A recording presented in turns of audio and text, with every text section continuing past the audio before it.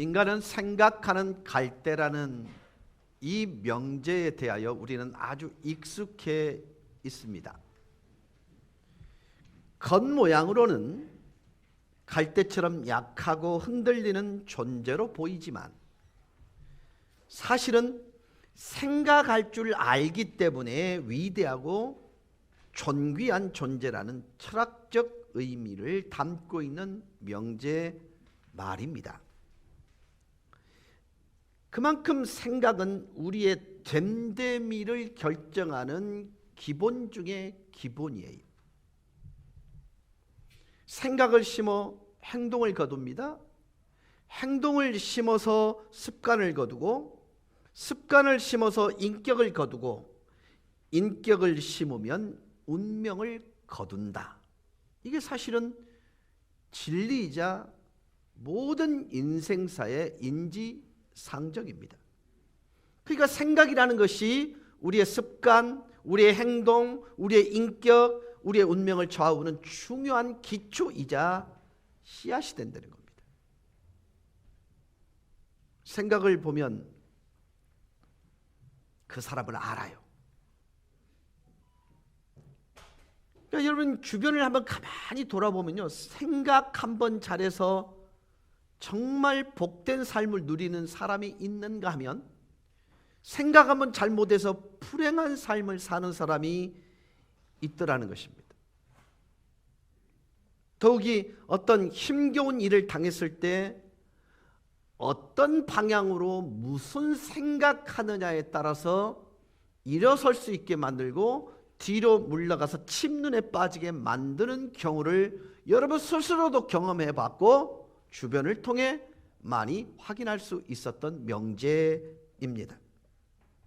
근데 중요한 것은 돈이 막 불어나고 많은 사람이 가까이 오고 명성이 자자해지고 건강하고 평안해질 때 무슨 생각을 하는가.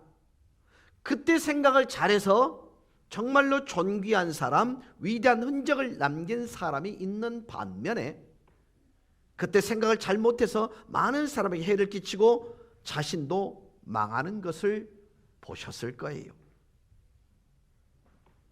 예수님께서는 이처럼 형통할 때 생각 한번 잘못해서 망하는 사람의 예를 오늘 방금 읽은 성경의 본문을 통해서 우리에게 보여주고 있는데, 너희는 이 사람처럼 되지 말고 바로 하자, 이런 교훈을 우리에게 전달해주고 있습니다. 예수님 말씀한 이 사람은 부자였습니다. 원래 재산이 많은 사람이었습니다. 이렇듯 재산이 많은데 농사까지 풍년이 들었어요. 그 당시는 고대 사회였기 때문에 재산이라고 하면 주로 자기가 추수하는 농작물의 다소 많고 적음을 가지고 부자냐 아니냐를 평가했었습니다. 16절은 이렇게 그 상황을 묘사합니다. 한번 보시겠습니다. 한 부자가 그 밭에 소출이 풍성하매, 그러니까 쌓여 있는데 또 쌓아놓을 게 생겼어요. 그때 중요한 말이 나옵니다. 심중에 생각하여 이르기를. 재산이 막 불어나고 돈이 많이 생기고 소문이 자자해지니까 마음의 생각이 달라진 거예요. 여기서 생각한다는 단어가 원래 성경이 헬라, 신약 성경은 헬라 말, 지금으로 로마 말로 기록되어 있고요. 구약이라는 성경은 이스라엘 말로 기록되어 있습니다. 그러니까 헬라어의 생각하다는 단어의 뜻은 디아로기조마이라는 그런 단어인데요, 흘러가는 생각이 아닌 거예요. 심사숙고한다는 거예요. 몇 날 며칠 밤을 새워가면서 생각했다는 거예요. 그러니까 깊이 어떤 생각에 몰입했어요. 재산이 많아지는 것을 보고 부자는 골몰이 생각한 것입니다. 이게 중요해요. 과연 부자가 무슨 생각을 했는지 대해 18절 이하에 이렇게 나옵니다. 내 곳간을 헐고 더 크게 짓고 내 모든 곡식과 물건을 거기 쌓아두리라. 자, 곡간을 헐자. 너무 비좁으니까. 크게 짓자. 그리고 나에게 들어오는 이 모든 재산들을 쌓아 놓자. 그래도 모자라면 곡간을 넓혀서라도 또 쌓아 놓자. 그리고 이어지는 생각이 무엇이었습니까? 내 영혼에게 이르되, 영혼아, 여러 해 쓸 물건을 많이 쌓아두었구나.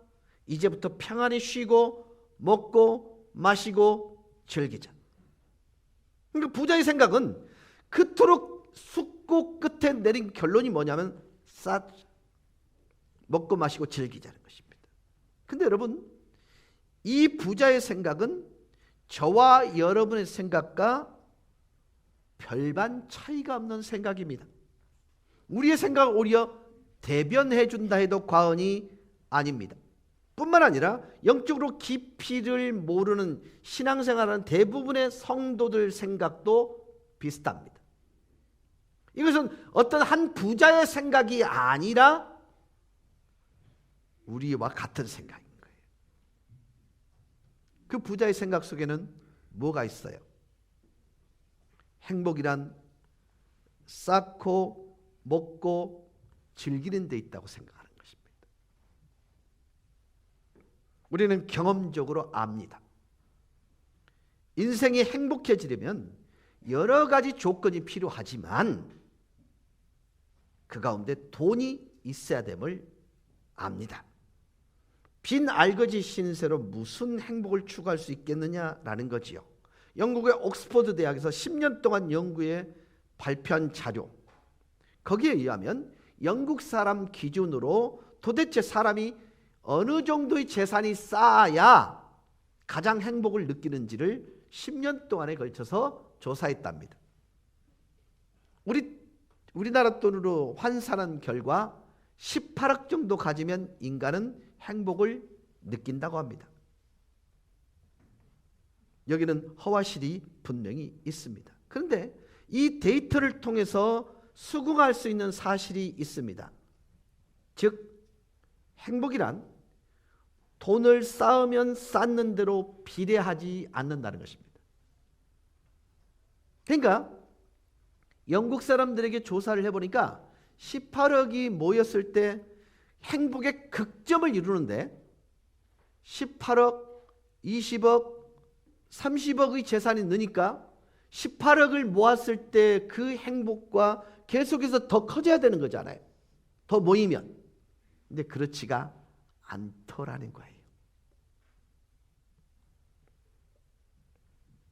영국 사람의 기준으로 말하면 한 18억 정도 쌓으면 그 다음에 아무리 재산이 불어나도 행복과 관련이 없다는 걸 알아낸 겁니다.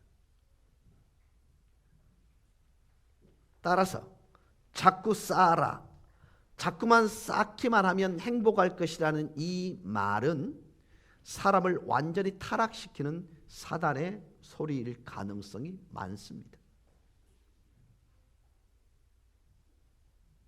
김하영 권사님,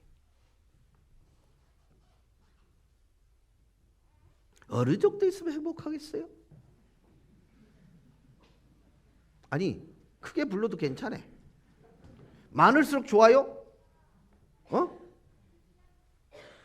그럼 100억 정도 있다고 생각합시다. 막 죽겠지만 행복해서. 근데 옆에 김진옥 집사가 101억이 있어. 그때부터 내게 있는 100억은 생각 안 나고 저 인간이 갖고 있는 1억이 더 눈에 들어와. 여러분, 제 말이 틀렸어요? 우리가 살 때는요, 상대적 빈곤이란 말이 없었습니다. 절대적 빈곤이 있었어요. 삼시세끼를 해결하는 것이 그냥 행복이었어요. 그때 여러분, 두 끼 먹는 사람, 한 끼 먹는 사람 수두룩했습니다. 저는 어디까지 먹어봤냐면, 여러분, 그 짬통이라 그러죠? 구정물통. 안 해보셨으면 절 쳐다보지 마세요. 전 해봤으니까. 거기에 대부분 밑에 가라앉아 있는 곡식들은 쉬었습니다. 그건 먹으면 안 됩니다. 근데 그걸 깨끗이 빨아갖고 어머니가 거기다가 밥이 요만큼, 그것도 신밥이 요만큼 남아있으면 그걸 열심히 볶아갖고 채소는 이만큼 집어넣어서 숟가락 7개를 닦아버리고 먹으라 이랍니다. 그때는 여러분 그 자체가 행복이었습니다. 근데 요즘은요, 이빨 쑤시면 나오면서 아 진짜 맛없어. 제가 말씀을 드린 것은 이것입니다. 사람이 적어도 18억을 가져야 가장 행복을 느낀다고 하는 이 말이 거짓말이라는 거예요. 여러분, 돈을 어느 정도 가졌다고 해서 모두가 행복한 게 아니에요. 돈이 없다고 해서 불행한 게 아닙니다. 여러분, 더욱이 예수 믿는 사람들 세계에 들어와 보면요, 오히려 자기 돈을 흩어서 가난한 사람을 위해 쓰는 게 더 행복하다라는 사람이 더 많아요. 한번 물어볼게요. 받을 때가 더 행복해요? 줄 때가 더 행복해요? 말이사 씨.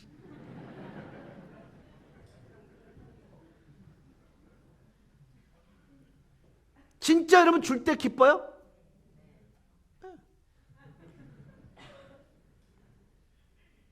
우리 장로님들은요 저한테 현금을 안 줘요. 왜 안 주냐면 있으면 써보니까. 여러분 쓴다니까 이상한 쪽으로 생각하지 마세요. 제 주머니 있으면요 제 눈에 띄는 대로 주면요 그 순간은요 죄송합니다. 정말 죄송합니다. 째집니다.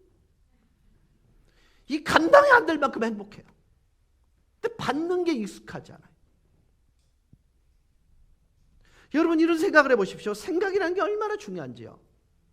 좋은 생각은 지켜야만, 가꿔야만 자라가요. 근데 나쁜 생각이라는 건요 내버려 두면 자라가요. 여기 오늘 처음 나오신 분 중에 죄송합니다. 손 한번 들어볼게요. 화초를 갖고 계시면 한번 손 들어보세요. 화초. 한 분 계시네요. 또 뒤쪽에 계시고요. 자, 그러면 화초를 가꾸실 때 잡초를 심으세요. 뭐 하세요, 그러면? 잡초를 뽑죠. 그럼 뽑았으면 나지 말아야 되죠. 나요, 안 나요? 나요. 그러니까 나쁜 것은 내어버려 두면요 그대로 스스로 커가요. 근데 좋은 것은 가꾸지 않으면 꽃이 피지도 않고 열매가 맺혀지지도 않아요. 생각도 마찬가지랍니다. 좋은 생각은 가꾸어야 되고 더 많이 해야 되는 거예요. 그런데 나쁜 생각은요 내어버려 두어도 커집니다. 은혜 집사님, 미운 놈 있어요 없어요? 놈인지 뭐라 그래. 어쨌든 미운 사람 있지요. 그 미움을 내어버려 두니까 미움이 자연스럽게 사그라듭니까? 아니면 더 커집니까? 커지죠. 여러분 잘 기억하셔야 됩니다. 내가 어느 정도 돈을 가졌다고 하는 상태가 행복한 게 아니에요. 여러분은 그것이 행복이라고 생각하는데 그게 안심한다라는 생각을 가져다 줘요. 안심이 된다. 아닌가요? 근데 그 돈을 나보다 더 절실히 필요로 하는 누구에겐가 전달해 줄 때 와치는 기쁨을 여러분 아십니까? 그래서 늘 우리 교인들에게 제가 말합니다. 사실보다 중요한 건 태도다. 똑같은 사실 하나를 놓고 어떤 사람은 이렇게 보는데 어떤 사람은 이렇게 봐요.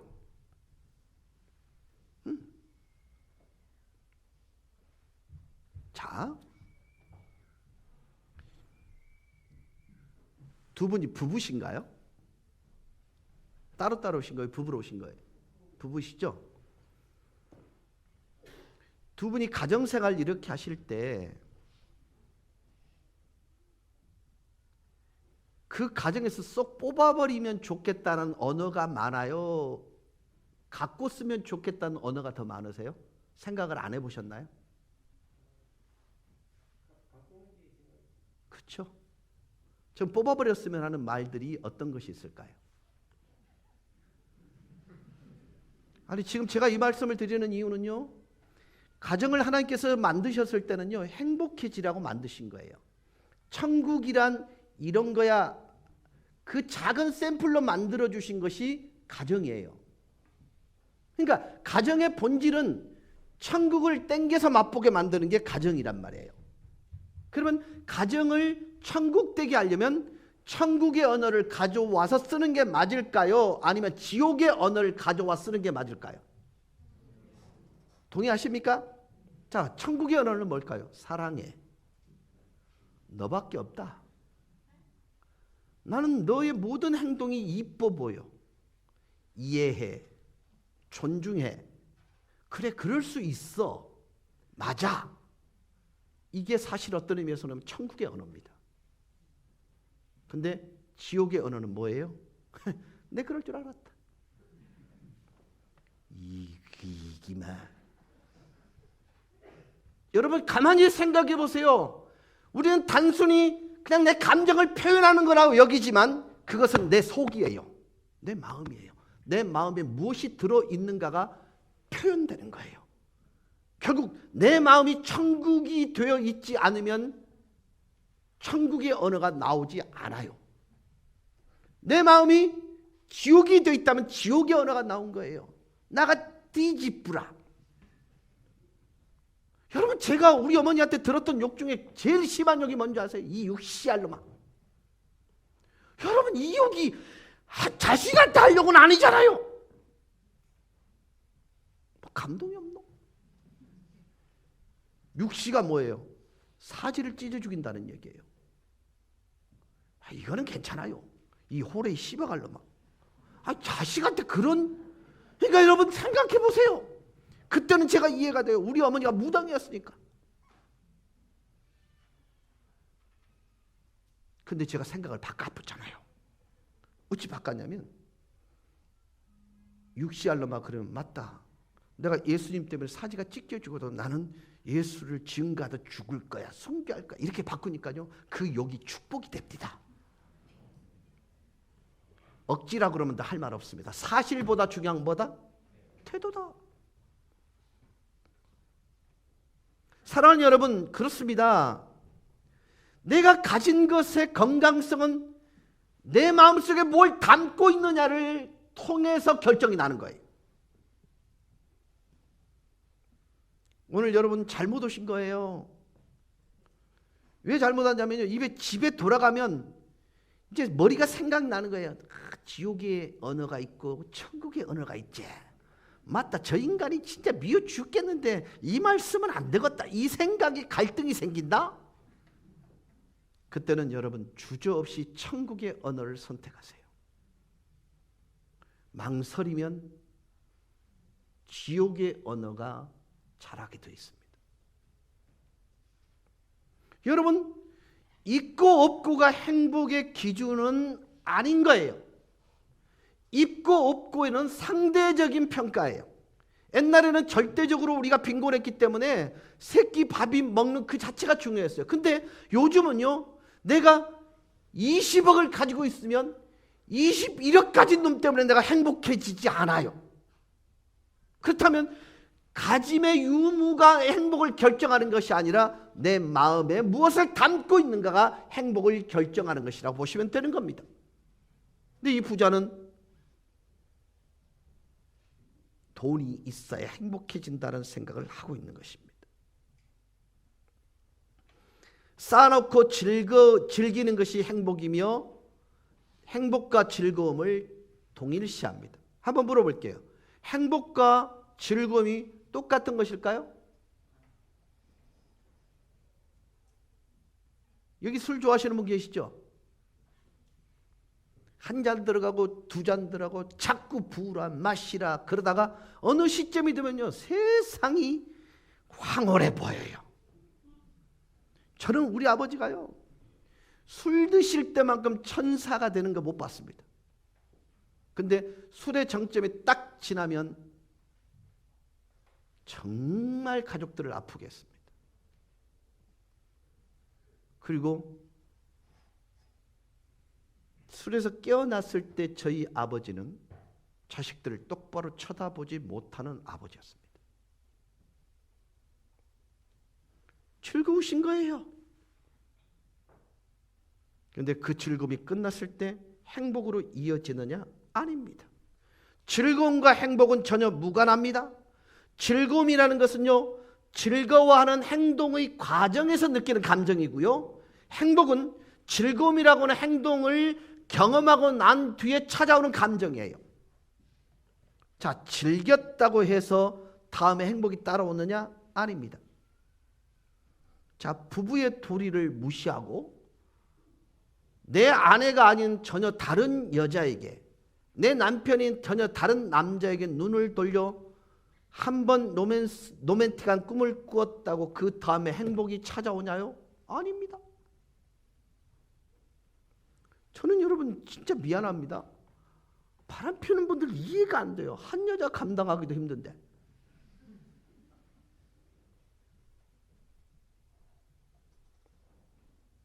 여러분 기억하십시오.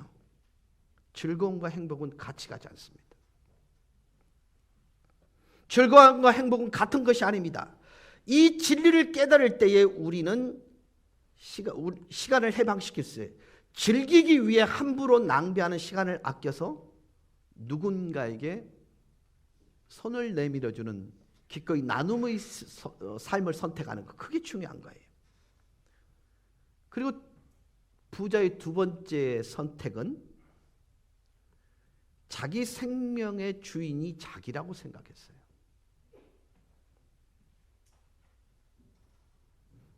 코로나 다 한번 경험해 보셨죠? 보셨죠? 그때 여러분 걸렸다는 그 사실 때문에 와지는 공포감들 분명히 느끼셨죠? 근데 여러분, 저도 걸렸거든요? 저하고 비교하지 마세요. 저는 초창기에 걸렸어요. 그러니까 여러분은 진짜 편할 때 걸린 거예요. 제가 딱 걸리고 나니까요, 전신 사진을 찍어서 보내세요. 이게. 그 다음에 당신이 일주일 내내 다녔던 동선을 하나도 빠짐없이 보내세요. 그 추적합니다.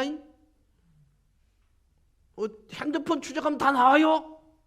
그래서 제가 10시에 걸렸다는 통보를 받고 새벽 3시까지 일정을 다 정리했습니다. 그 다음에 병원으로 이송될 때 앰뷸런스 문을 열어놓습니다. 타고 문 닫으세요. 이러더라. 그러니까 사람 취급을 안 해요. 갔더니요, 이제 분리소를 가잖아요. 갔더니 식사 시간이 되니까 띵동 소리가 나서 문을 열고 딱 나가는 순간 그걸 갖다 준 사람은 이미 100m 앞에 있더라.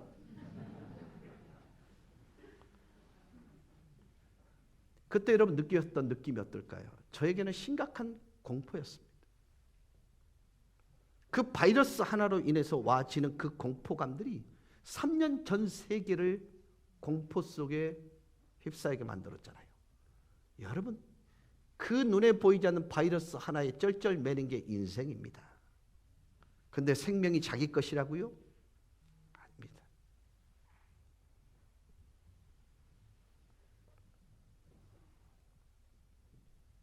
성경은 이렇게 말합니다. 사도행전 17장 24절 25절입니다. 같이 보시겠습니다. 우주와 그 가운데 있는 만물을 지으신 하나님께서는 천지의 주제시니 손으로 지은 전에 계시지 아니하시고 또 무엇이 부족한 것처럼 사람의 손으로 섬김을 받으시는 것이 아니니 이는 만민에게 생명과 호흡과 만물을 친히 주시는 이심이라. 모든 존재마다 생명을 불어넣으신 주인공이 하나님이라는 것입니다. 자, 한번 물어볼게요. 여러분이 생명을 유지하는 데 필요한 것은 돈을 지급하고 지불을 할 수 있는 것인가요? 지불할 수 없는 것인가요? 네? 자, 공기, 생명을 유지하는 데 가장 필요한 거지요? 호흡이 필요한 거. 물, 마찬가지입니다. 제가 이 말씀을 드린 게 뭐냐면, 인간은 어느 날 갑자기 툭 떨어진 존재가 아니라는 거예요. 완벽한 마스터 플랜에 의해서 이 땅에 있게 되었다는 것입니다. 그런데 죽고 사는 것이 우리 손에 달려있다고 그럼 생각을 해요. 한번 물어볼게요. 중세시대 때 고칠 수 없었던 병의 가지수가 많을까요? 2022년도에 고칠 수 없는 병의 가지수가 많을까요? 과학이 해결되는 거 아닌가요? 아닙니다. 중세시대에 비해서 인간이 정복할 수 없는, 인간이 장악할 수 없는 그 균의 숫자가 20배 이상 많아요. 여러분 생각해 보셔야 됩니다. 수억 가지의 바이러스에 감염되지 않고 무사히 저녁에 와서 가족들과 식탁을 나눌 수 있는 것, 기적 중에 기적입니다.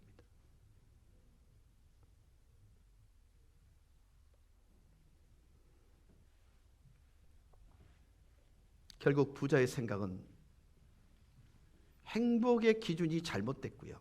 근데 그게 그 사람과 내가 차이가 없다라는 것. 두 번째, 생명이 자기 손에 의해서 주장되어진다는 생각. 이 두 가지가 그분을 장악하고 있는 생각 전부였습니다. 저는 이제 여러분께 결론적인 얘기로 넘어가려고 합니다. 아까 서두에 마음의 생각이 밖으로 드러나게 된다고 말씀을 드렸습니다. 그리고 모든 사실들을 바라보는 것은 마음에 무엇이 담겨져 있느냐에 따라서 달라진다고 말씀을 드렸습니다. 자, 여러분께 이런 질문을 던져보고 싶어요. 여러분 마음속에 가장 여러분에게 영향력을 끼치는 여러분 마음의 주인이 누구예요? 자식일 수 있습니다. 물질일 수 있습니다. 명예일 수 있습니다. 그리고 어떤 이는 어려서부터 사랑받지 못함으로 인한 증오일 수도 있고 분노일 수도 있습니다. 그리고 자기 비하일 수도 있습니다. 근데 여러분 이런 생각을 해보셨습니까? 나라는 존재가 이 땅에 유일무이한 존재라는 생각을 해보신 적 있습니까? 저는 여러분들에게 꼭 이런 부탁을 드리고 싶어요. 여러분은 유일한 사람이에요. 그러니까 여러분이 여러분다울 때 여러분은 가장 잘 사는 거예요. 그런데 누군가를 닮아가고 누군가를 흉내내기 위해 여러분의 인생이 아닌 전혀 다른 삼자의 인생을 살아가는 것은 가장 불행한 이유이기도 해요. 우리 교회 성도들에게 제가 늘 요구하는 게 있습니다. 성도 여러분, 이상영 목사는 이상영 목사만 할 수 있는 장점이 있어요. 그래서 이상영 목사에게 조용기 목사를 요구하지 마세요. 이상영 목사에게 한경직 목사를 요구하지 마세요. 이상영을 이 땅에 보낼 때는 이상영 다움을 보고 하나님 평가하세요. 우리가 천국 하나님 앞에 갔을 때 이런 질문을 받을 거예요. 야, 이상영, 너는 왜 너답지 않게 살았어? 라는 것으로 판단하시는 거예요. 그러면 나의 유일한 나됨을 정말 아름답게 극대화시킬 수 있는 법이 뭐냐? 여러분을 장악하고 있는 마음속의 주인이 정확하게 자리 잡을 때 여러분의 됨됨이는 결정납니다. 이 시간 저는 여러분에게 이 얘기를 좀 해드림으로 말씀을 정리하려고 합니다. 지금까지 여러분을 가장 힘들게 했던 것이 여러분의 주인이에요. 고통스럽게 했던 게 여러분의 주인입니다. 그 주인을 내려놓고 예수 그리스도라는 분을 마음속에 왕좌에 모시면 여러분 인생의 가치관과 세상을 바라보고 사람을 바라보는 시선 자체가 달라집니다. 어떤 분이 이렇게 말씀하세요. 사고 치는 인간들 보면 전부 예수 믿는 것들이더라고. 맞습니다. 근데 이런 얘기를 좀 제가 드리고 싶어요. 지금은 잠깐 변명을 드릴게요. 제가 저기 교회 안에서 지나가는 사람에게서 돌멩이를 탁 던졌어요. 그 사람 성씨가 무엇일 가능성이 많아요? 다시 물을게요. 이 질문을 잘못 들으셨나요? 자, 여기서 제가 던질게요. 여기서 돌멩이를 하나가 탁 던졌어요. 근데 아야 소리를 할 사람이 무슨 성씨를 가진 사람일 가능성이 많아요? 김씨. 그건 안 해. 사고 쳤다면 예수 믿는 사람이라는 이유를 가만히 생각해 보세요. 김씨가 많다는 얘기가 되겠지요? 그러니까 예수 믿는 사람들이 그 자리에 그만큼 많이 올라갔다고 보시면 돼요. 이유는 간단합니다. 교회에서는 가치관을 가르칩니다. 세계관을 가르칩니다.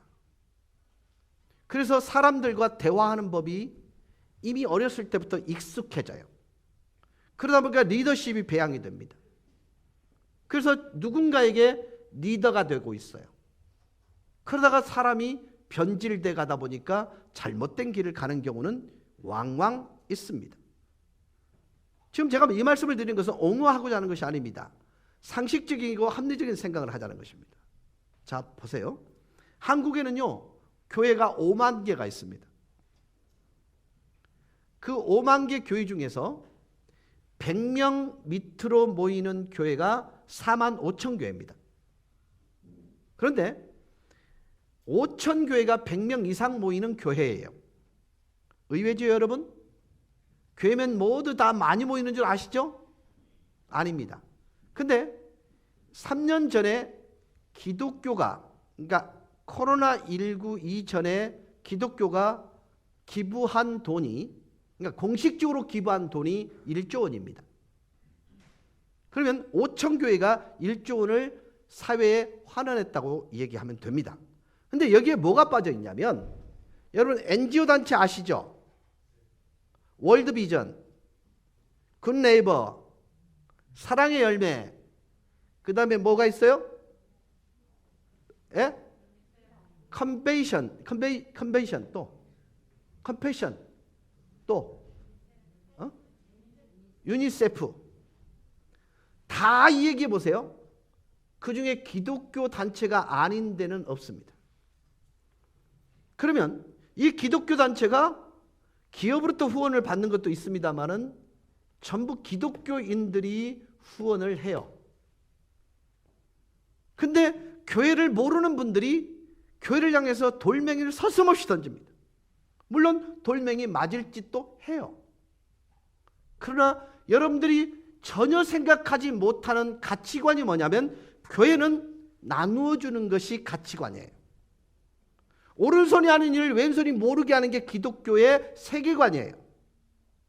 근데 그게 가능하게 됐던 이유가 뭐냐면, 우리 속에 있는 나라는 주인을 내려놓고 나를 위해서 십자가에 죽어 돌아가 주신 예수님이라는 존재를 내 마음속에 주인으로, 왕으로 모셨더니 그런 삶의 방식이 나오더라는 것입니다.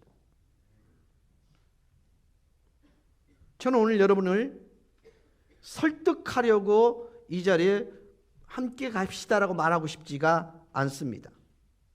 여러분, 적어도 예수님이 내 마음속에 왕으로 좌정하게 계시면 생각이 바뀌어요. 나에게 나쁜 욕망을 추방하는 길은 더 좋고 더 강한 욕망을 끌어들이는 것이에요. 부자처럼 어리석고 바보 같은 생각을 한 사람이 생각을 바꾸는 길은 예수를 믿는 길밖에는 없습니다. 성령은 우리의 생각을 바꾸어 줍니다. 잘못된 생각을 밀어내고 하나님의 생각을 우리의 마음에 심어줍니다. 우리의 옛날 생각, 곧 부자와 같은 어리석은 생각을 벌써 다 청소해버리고 하나님을 기쁘시게 하는 생각을 우리의 마음속에 심어줍니다. 그래서 로마서 8장 5절에서 8절은 굉장히 중요합니다. 보시겠습니다. 육신을 따르는 자는 육신의 일을, 영을 따르는 자는 영의 일을 생각하나니 육신의 생각은 사망이요 영의 생각은 생명과 평안이니라. 육신의 생각은 하나님과 원수가 되나니 이는 하나님의 법에 굴복하지 아니할 뿐 아니라 할 수도 없음이라. 육신에 있는 자들은 하나님을 기쁘시게 할 수 없느니라. 영을 쫓는 자는 영의 일을 생각한다 할 때 영을 쫓는다는 말은 우리 안에 자리 잡은 예수 그리스도의 생각을 따라간다라는 거예요. 예수님은요 가장 이타적인 삶을 사신 분이에요. 인류를 위해 자기 목숨을 기꺼이 내어주신 분이 예수예요. 그 삶의 방식을 본받겠다고 고백한 사람들이 예수 믿는 사람들이에요. 그런데 여러분 그것은 매뉴얼입니다. 뭐냐? 자, 여기 컵이 있습니다. 컵의 기능이 뭐죠? 무엇인가를 담는 거죠. 근데 이 기능이 상실돼 버리면 이 컵의 존재가 필요 있어요, 없어요? 없어요. 그리스도인들의 존재 가치는 우리 속에 있는 예수의 가치를 이 땅에 실현해 가는 것입니다. 그래야 행복해져요. 그러니까 예수 믿는 사람들이 불행하게 산다, 그걸 딱 여러분이 어떻게 느끼시면 되냐면 저 사람은 예수의 방법대로 안 사는구나 이렇게 느끼시면 100%입니다. 근데 있고 없고와 상관없이 맨날 웃음꽃이 핀다. 저 사람은 예수의 가치대로 살고 있구나. 이거 틀림없습니다.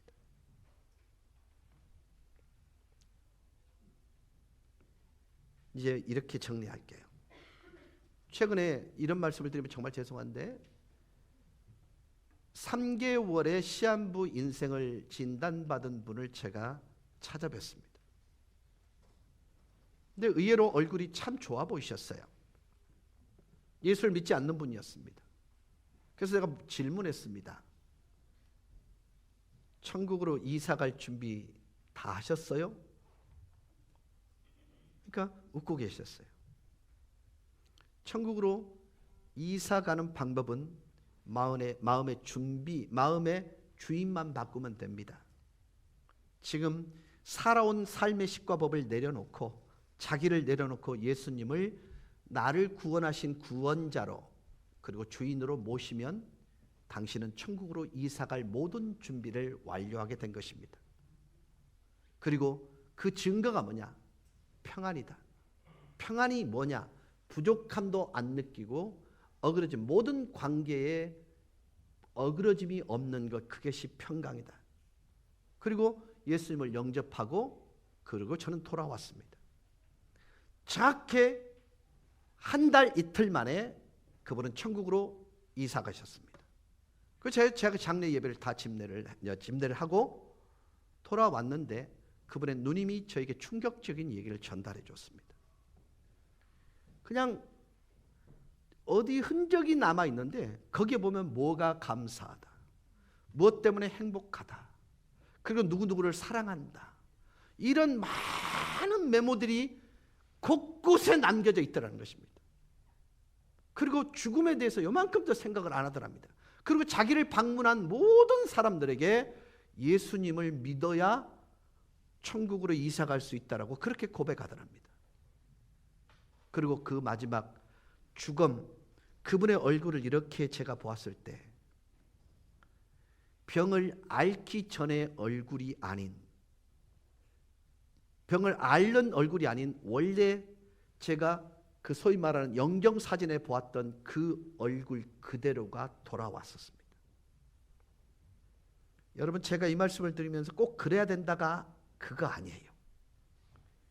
주인이 바뀌는 일을 통해서 그는 지옥 같은 고통 속에서도 천국을 경험하며 살고 갔다라는 얘기를 하는 것입니다.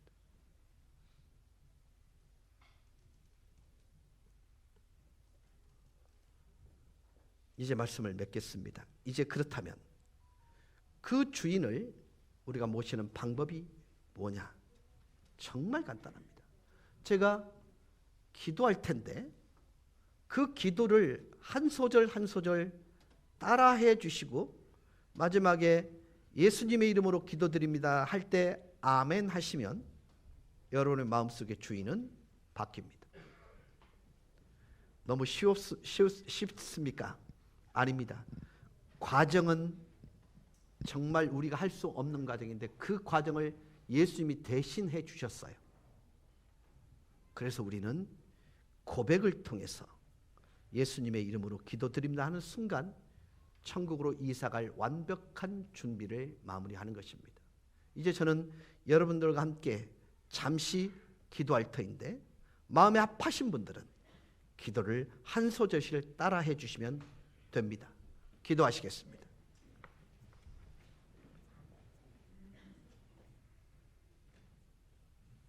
예수님, 나는 주님을 믿고 싶습니다.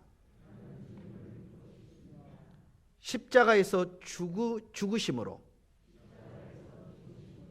내 죄값을 감당하시니 감사합니다. 지금 나는 내 마음의 문을 열고 예수님을 나의 구주로, 나의 하나님으로 영접합니다. 나의 죄를 용서하여 주시고 영생을 주심을 감사합니다. 나를 다스려 주시고 나를 주님이 원하는 사람으로 만들어 주옵소서. 예수님의 이름으로 기도합니다. 아멘. 여러분, 이 짧음의 기도가 여러분을 완벽하게 천국으로 이사갈 조건을 충족시켰음을 믿으시고 지금부터는 여러분의 삶 속에 천국을 생각하는 마음, 가정에서는 천국의 언어들을 사용함으로 하나님 아니면 설명 불가능한 기적 같은 삶을 살아내시기를 주 예수 그리스도 이름으로 간절히 축원합니다. 다 같이 기립하십시다. 찬양하시겠습니다.